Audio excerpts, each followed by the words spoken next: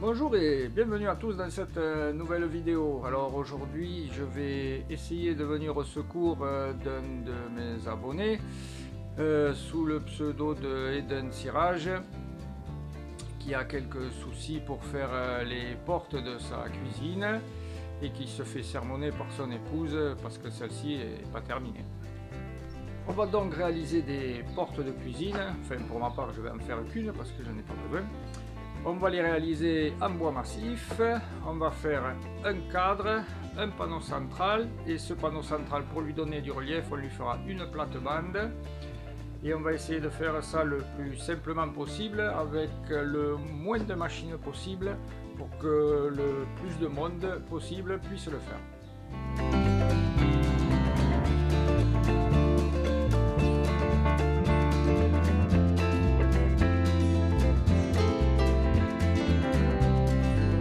Bon voilà, moi j'ai pas de cèdre parce que mon abonné voulait le faire en cèdre. Moi j'ai pas de cèdre, j'ai que du bois du Nord. C'est du 28 par 225. Donc on va débiter tout ça, le passer à la dégo. On va essayer de tomber ça aux alentours des 25 mm d'épaisseur. Ça sera toujours un peu plus épais que des portes que vous trouverez dans le commerce, qui en général font entre 19 et 22 mm. Ça donnera quand même un caractère un peu plus cossu à vos portes. Bon, je vous passe le délignage et le rabotage, on l'a déjà vu dans d'autres vidéos, et on se retrouve donc après ça.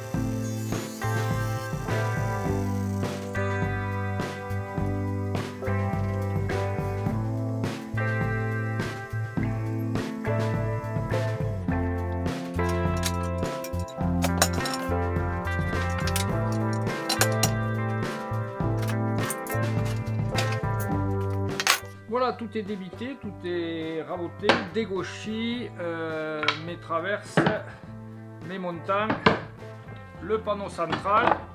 Maintenant on va coller ce dernier. Alors on ne fait pas de rainure et languette ou fausse languette, on colle à plat joint directement. C'est un panneau central, il ne fait pas d'effort, donc ça devrait aller très bien si on met la quantité nécessaire de colle.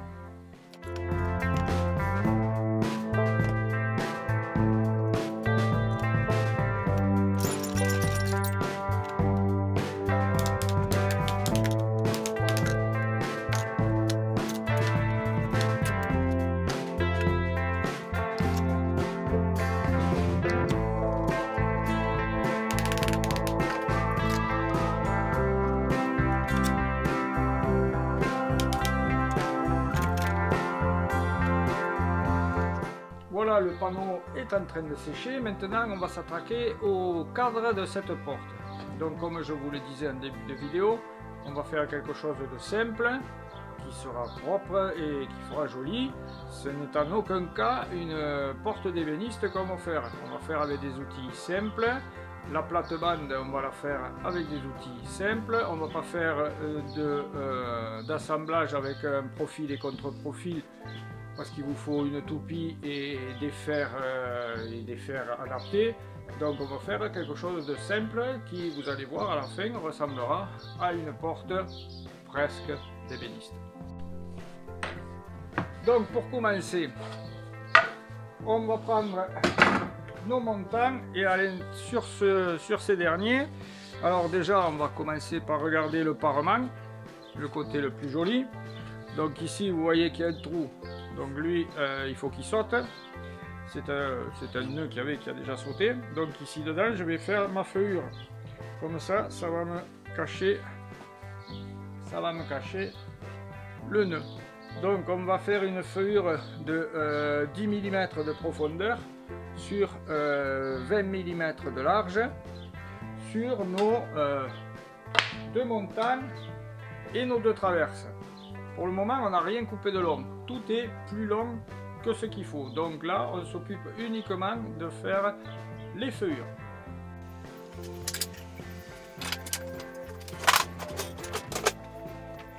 Bon, j'ai séparé ma table de travail de ma table des machines, comme ça je ne suis pas gêné. On va maintenant régler la hauteur de lame à 10 mm, la largeur du guide à 20 mm, puisque ma feuillure je la veux de 10 par 20. Je vais faire avec 1 mètre. Le top, ça serait d'avoir une règle de toupillère. Je l'ai commandée mi-février, je devais la recevoir début mars. Vu le contexte, on est début mai, je l'attends toujours. Elle doit être perdue, je pense, dans la pampa. Voilà, donc on va faire 10 mm au mètre. Et puis voilà, c'est sur le sommet de la dent, la plus haute. Voilà, 10 mm. 20 ici. Alors 20 extérieur lame, je le rappelle. Sinon, vous allez avoir 20 plus l'épaisseur de votre lame, 22, 22, ça dépendra de la lame.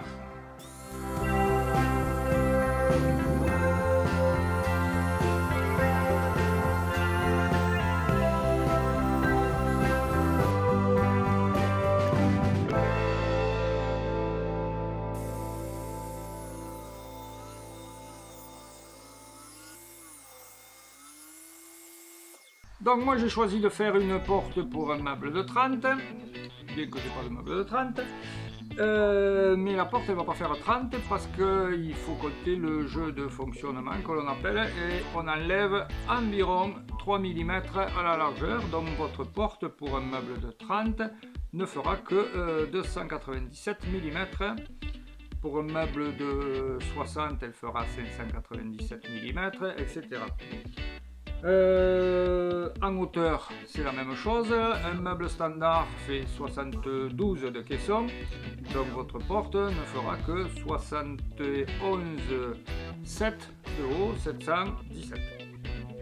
Allez, maintenant on va tracer, je vais vous faire voir comment. On va mettre le chariot sur la scie sur table pour faire les premières coupes. Bon, je vais commencer par couper un côté d'équerre. Les montagnes, je vais les garder à la longueur. Là, ils font, je crois, 73, oui, 730 de long. Il faudra les recouper à 720. Lorsqu'on aura monté entièrement la porte, on arasera les montagnes par rapport aux traverses. Comme ça, tout sera nickel. Il n'y aura pas de, il y aura rien à retoucher. Voilà, donc je commence par mettre d'équerre un côté de mes traverses et ensuite on va voir pour le calcul de la longueur des traverses.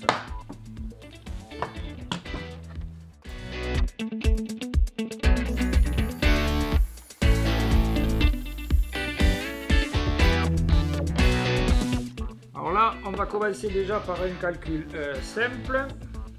Sachant que notre porte doit faire 300 mm de large, nos montants font 75 mm de large, il me faudrait une traverse de 150 mm si je n'avais pas fait de feuillure et qu'il me faille faire de contre-feuillure sur les traverses. Donc il faut rajouter l'épaisseur des deux feuillures que j'ai fait, soit 20 et 20-40, rajouté au 150, il me faut une traverse de 190 mm. Voilà, ça c'est le calcul de base. Sachant que il me faut un jeu de fonctionnement de -3, je vais donc enlever -3 sur ma traverse et ma porte fera en finale 300 moins les 3 mm, 297 mm. J'espère que j'étais clair. Vous partez sur le premier calcul et vous enlevez vos 3 mm de jeu de fonctionnement. Voilà.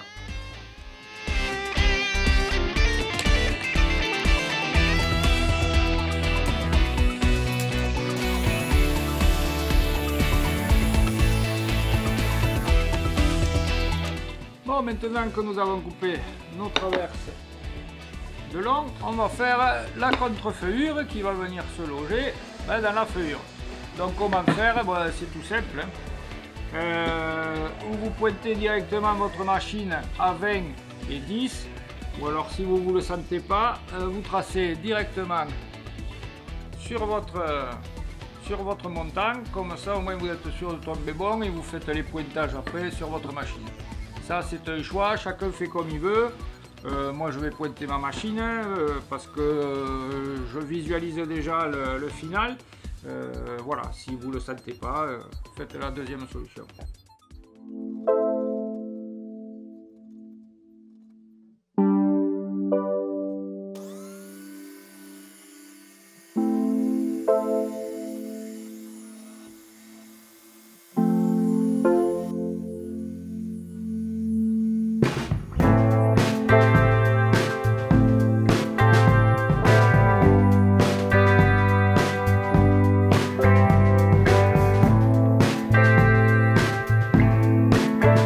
Et bien voilà, les contrefeuillures sont faites et si vous avez été bon, et bien tout doit tomber comme il faut. Allez, on teste. Voilà, il faut affleurer comme il faut. Ici, pareil.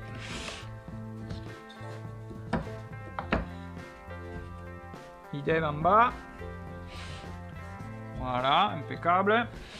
Et après, il faut prendre la cote et espérer que vous êtes bon. Bon, maintenant qu'on a fini notre cadre, on va devoir faire quelques petites moulures pour faire ça un truc sympa. Donc on va faire des moulures sur tout le pourtour extérieur et au milieu, au niveau du panneau central.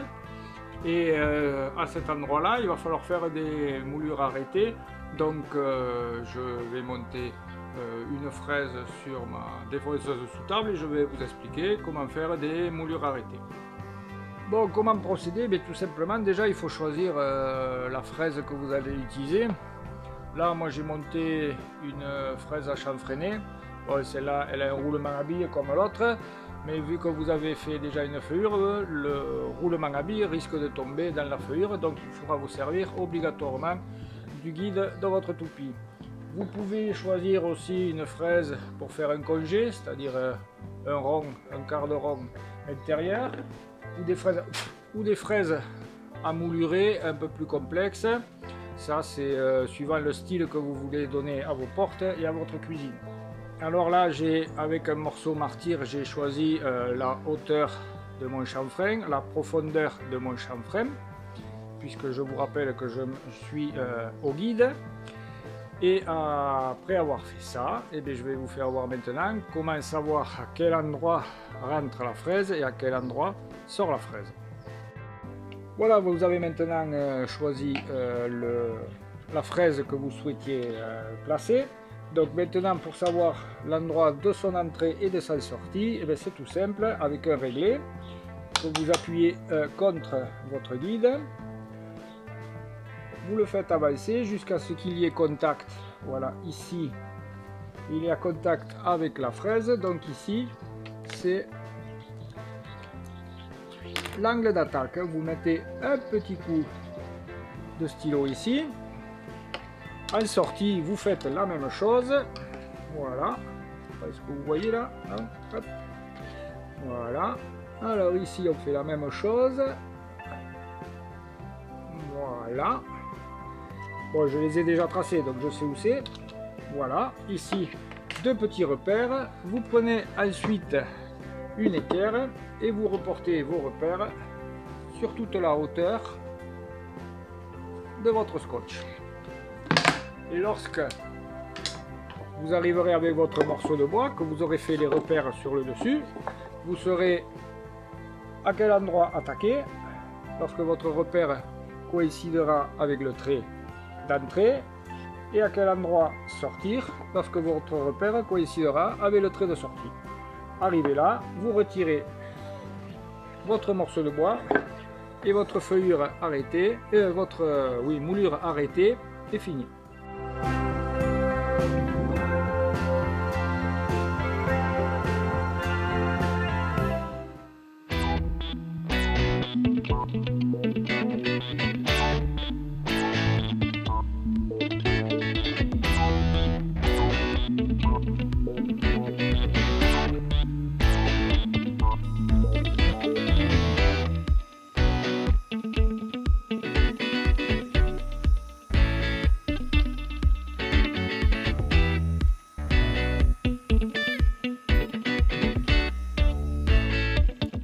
Bon, allez, on va pouvoir attaquer le collage du cadre. Je vais le mettre sous presse et du temps qui sèche, on va s'attaquer au panneau du milieu, la découpe et faire la fameuse plate-bande. Voilà.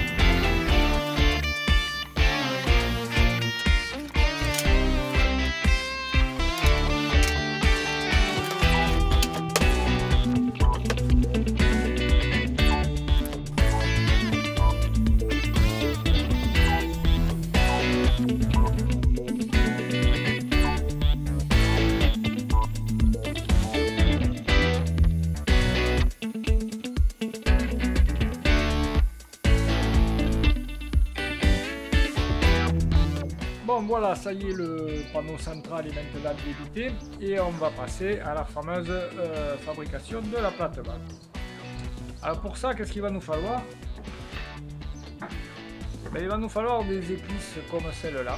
Alors ça, je les ai commandées sur Amazon et des écrous, enfin des vis comme ça. Alors si vous n'avez pas avec la tête qui va bien, une vis normale ça ira très bien, c'est du diamètre 8, ça bien sûr pareil.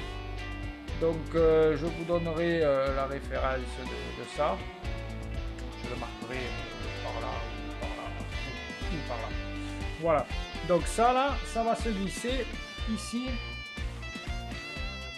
dans ma scie sur table, ça tombe bien, ça s'est glissé et je vais y mettre ça par dessus. Et j'ai fabriqué un guide pour la scie sur table, comme ça, que je vais positionner. Hop, si ça va bien rentrer, en travers sur ma lame. Voilà. Comme ça.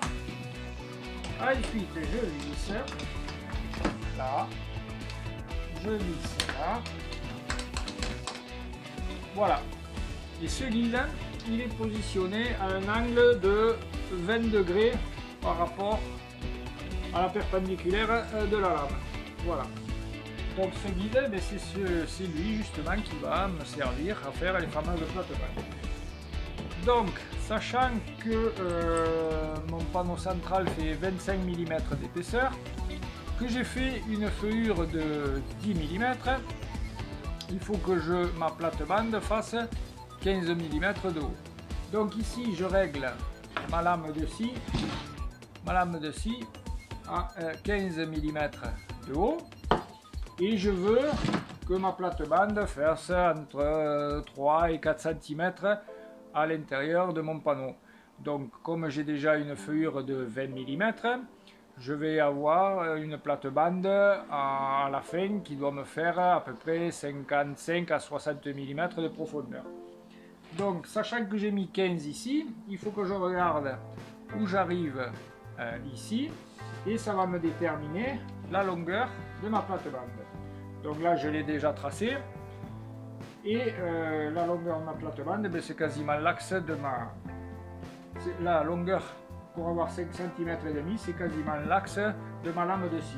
Donc vous pourrez changer les profondeurs de vos plates-bandes ou en jouant avec ça, ou alors en jouant avec le diamètre de vos lames de scie, ce qui n'est pas toujours évident. Voilà, donc voilà le processus. Ici, donc je bloque mon gabarit. Enfin, mon guide de coupe, on va dire. Voilà. Qu'il soit bien fermement positionné. Je mets ma lame à 0, bien sûr. Je prends mon panneau du milieu. Je regarde le côté le moins abîmé. On va dire que c'est celui-là. Hein. Bon, moi je fais pas trop le difficile, hein, c'est juste pour la démo. Donc ici, la lame est à 0. Et donc vous allez toujours commencer à chaque passe. Hein, vous allez faire des passes 1 à 2 mm à chaque fois. Toujours commencer par le bois de bout. Parce qu'arriver en bout, ça va écailler. Donc vous faites cette partie, et après vous faites le sens du fil. Et vous remontez votre lame de 1 ou 2 mm, etc. jusqu'à ce que vous ayez vos 15 mm de plate-bande qui vous reste à peu près 10 mm la profondeur de la feuille. J'espère que j'étais clair. Maintenant, on passe à la pratique.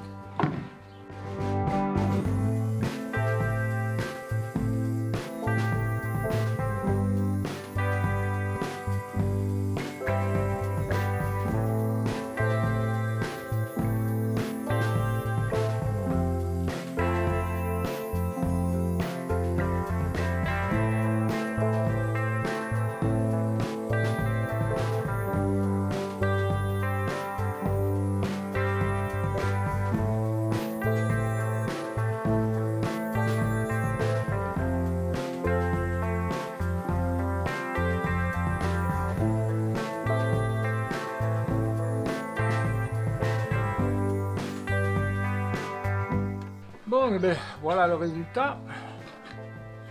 Donc prenez quand même du bois qui soit assez stable. Moi j'avais une fente ici, vous voyez que ça c'est un peu parti, c'est pas bien grave, ça va tomber dans la feuillure que nous avons faite.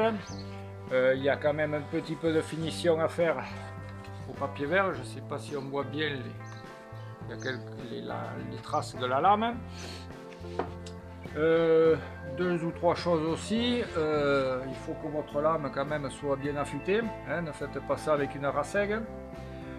N'y allez pas comme un bourrin, des passes de 2 mm ça doit être le grand maxi. Et ensuite vous éloignez les mains le plus possible du passage de la lame, parce que comme on travaille à l'aveugle, en sortie de bois, vous ne savez pas où sort la lame, donc ne mettez pas les mains trop près du guide.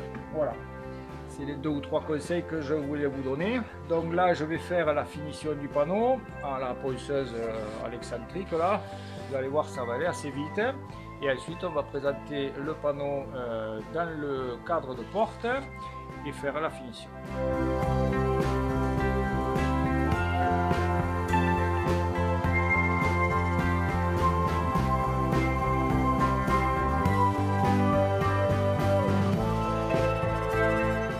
Bon, et bien voici le résultat après quelques minutes de ponçage.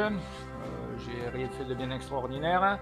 Vous voyez aussi quand même que le bois du Nord, c'est pas le bois franchement fait pour ce type d'exercice. La fibre n'est pas assez compacte. Prenez des bois avec une fibre plus compacte, ça évitera qu'il se délamine comme vous pouvez le voir ici. Il y a des parties qui vont pas se voir, mais comme par exemple ici là, je pense que ça risque de se voir. C'est pas bien grave, hein, c'est juste un exemple. C'est un exemple à ne pas suivre, mais voilà, c'était juste pour vous faire voir comment faire une plate-bande à la scie sur table.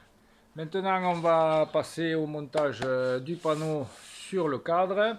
Bon, comme vous savez que moi je ne jette rien, j'ai récupéré les petites baguettes qui me restaient des feuillures et des contre-feuillures. Et avec ça, on va s'en servir de couvre-joint pour faire tenir notre plate-bande, notre panneau central. Et ce panneau central, il ne faut surtout pas le coller. La seule chose qu'il faut faire, c'est dans les angles, mettre un point de silicone ou d'acrylique pour éviter que le panneau ne claque à l'intérieur de la porte lorsque la porte va claquer contre le meuble ou autre. C'est juste pour le son. Mais en aucun cas, il faut coller ce panneau.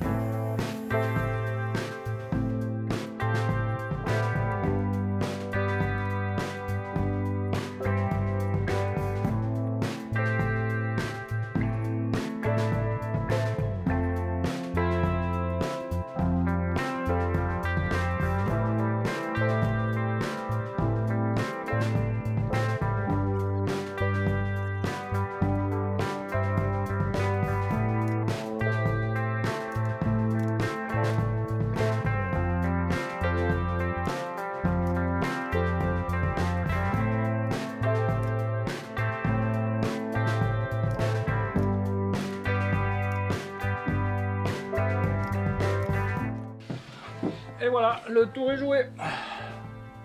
Voilà votre petite porte. Bon, la finition pas terrible sur celle-là, hein, je vous l'ai dit, le bois du Nord c'est pas trop fait pour ça. Bon allez, on va araser le haut et le bas de la porte, faire une petite moulure tout le tour, et puis on est bon.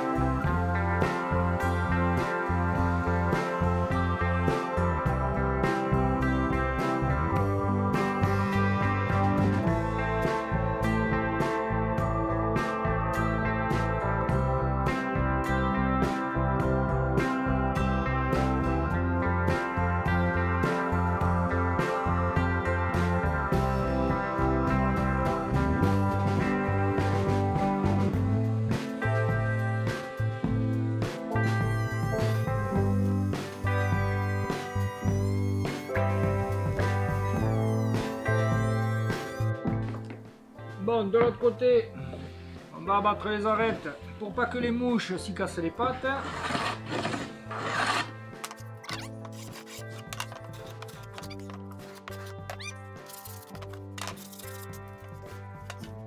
Et bien voilà, la porte est maintenant terminée.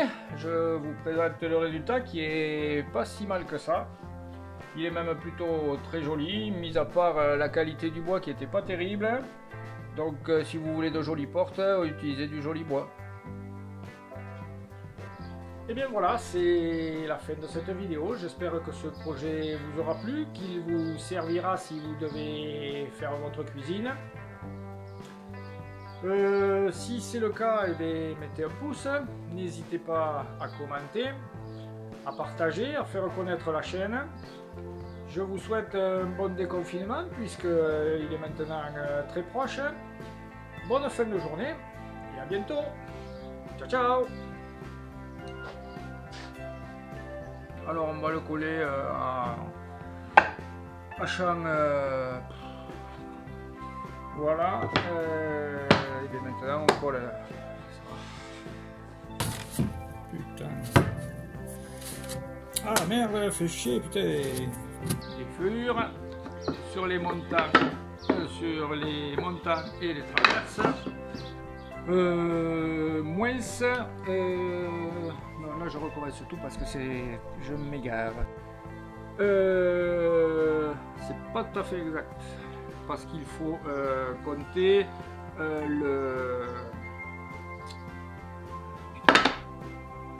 Ah!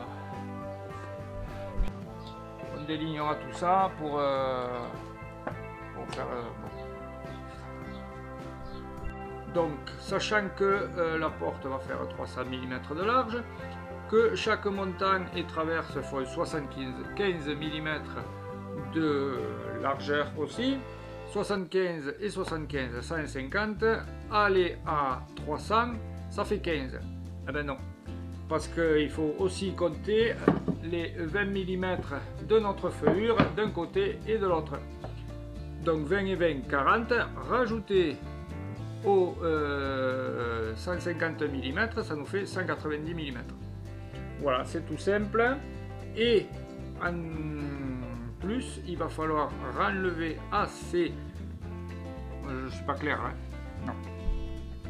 Au niveau du.